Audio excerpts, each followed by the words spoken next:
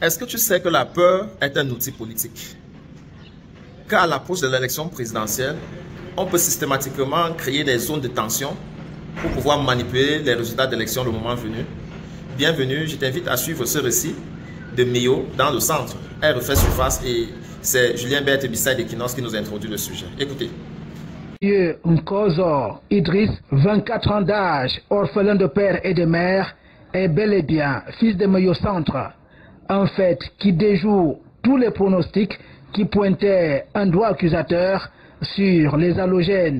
Mais au centre, dans le sud, un présumé assassin, fils du village, vient d'être mis aux arrêts par la gendarmerie.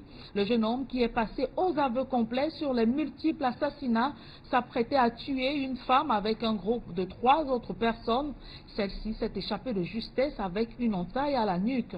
Le gouverneur du Sud et le procureur de la République, près les tribunaux d'Ambam, étaient sur la scène du crime ce matin pour la reconstitution des faits. Le reportage de Joseph Abenabena. Voici le présumé auteur des assassinats en série décriés depuis quelques mois ici à Meyo Centre, dans la vallée du Thème. Le gouverneur du Sud, le procureur de la République près les tribunaux d'Ambam et tout l'état-major sont ici en pleine reconstitution des faits. Sieur Nkozo Idriss, 24 ans d'âge, orphelin de père et de mère, est bel et bien fils de Meyo Centre. Un fait qui déjoue tous les pronostics qui pointaient un doigt accusateur sur les halogènes, d'où le recadrage de monsieur le gouverneur du Sud. La politique doit être étouffée dans les faits. Ces événements ont montré que ce qu'on présume comme coupable ne sont peut-être pas ce qu'on croit. Donc, nous demandons aux chefs de cette localité, qui sont deux, nous leur demandons de prendre en main la sécurité. Nous pensons qu'après l'interpellation de ce suspect, la sérénité, la paix, l'ordre, l'harmonie vont revenir dans ce village. Le centre, qui n'est réellement plus un village, c'est l'agglomération. Depuis le début de l'année, 3 personnes ont été cruellement tuées ici à coups de machette et la 4e, qui s'est sauvée de justesse, s'est retrouvée sur la scène au moment de la reconstitution des faits. Quand je me réveille, je le vois déjà aussi. Si j'entends seulement parce qu'il me connaît, je le connais. Ce sont les gars qui sont. C'est le frère au père de mes enfants que on a divorcé en 2010. Et maintenant, il dit, mais Angèle, il me sens pas. Au moment de quand il ne pas fini, il m'a mis banque. Depuis la survenue de ces assassinats, les forces de gendarmerie se sont mis en alerte maximale. Sous la supervision de la hiérarchie qui a mis tous les moyens à notre disposition, nous avons mis sur place un important dispositif qui nous a permis d'effectuer un contrôle de zone en vue de restreindre tout mouvement suspect et collecter également le renseignement.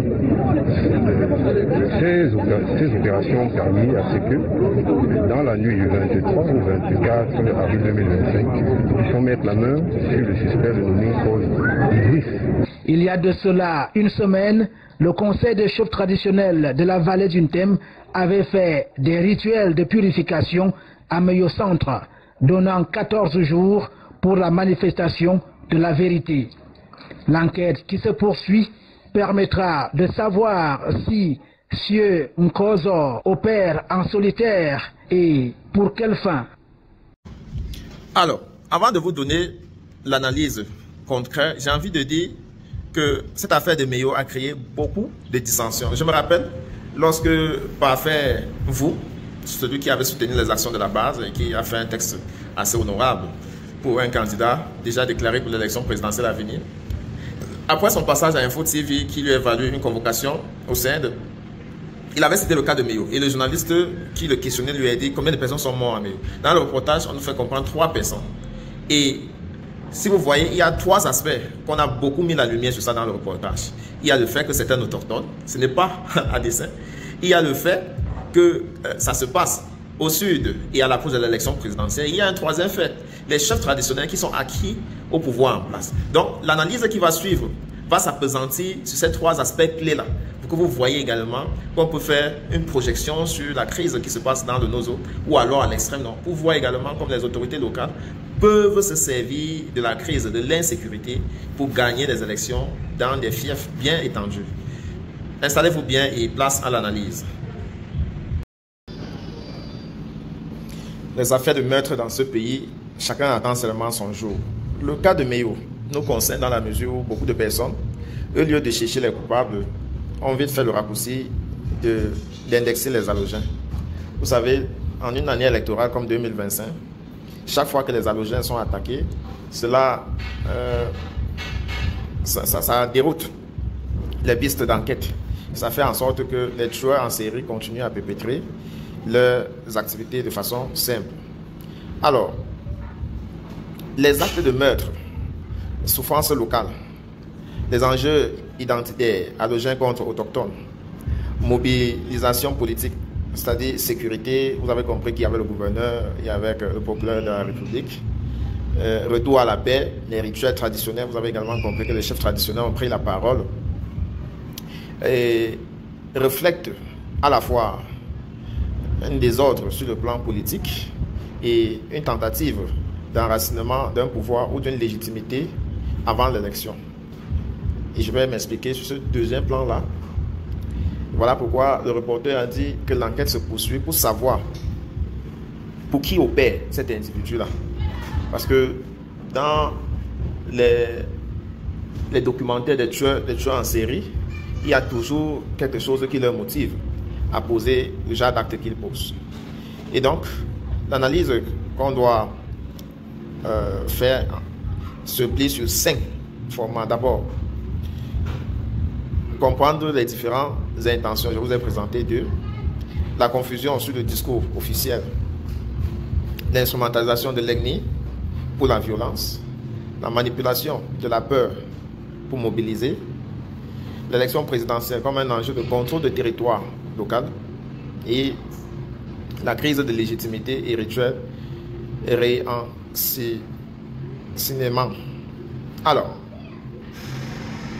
quant à la confusion, ces dames, lecture politique et l'orée de l'élection présidentielle de 2025, ce rapport de Meyo présente de façon géante un événement chaotique qui montre que la situation politique a dégradé où la parole publique n'est plus un vecteur de clarté mais devient un outil de brouillage des repères au service d'une stratégie électorale de suivi. À l'approche de l'élection présidentielle d'octobre prochain, ce type de rhétorique éclaire plusieurs tendances profondes du système politique actuel. 1. La confusion érigée en méthode politique. La première impression frappante est celle de la confusion. Les phrases s'enchevêtrent sans logique formelle. Les notions temporelles et causales sont mélangées. Cela n'est pas anodin. Dans de nombreux régimes en crise, l'absence de clarté n'est pas un accident mais une tactique. En brouillant les repères, le pouvoir désoriente les citoyens, fragilise leur capacité d'analyse critique et inhibe ainsi l'émergence d'alternatives crédibles. Dans le contexte camerounais où le régime en place fait face à un affaiblissement progressif de sa légitimité, le chaos discursif remplit une fonction précise: maintenir la population dans un état de dépendance émotionnelle où l'anxiété sur la suivi immédiate supplante toute réflexion politique. 2. L'instrumentalisation de l'ethnie et des violences locales. La mention répétée des halogènes renvoie à une vieille stratégie politique: l'ethnicisation du débat public. Lorsque les pouvoirs centraux sont contestés, ils cherchent souvent à fracturer la société en exacerbant des oppositions ethniques ou locales dans l'espoir d'empêcher la formation d'un front uni contre eux. Ici, en désignant indirectement des groupes comme responsables de la réélection contestée du gouverneur du Sud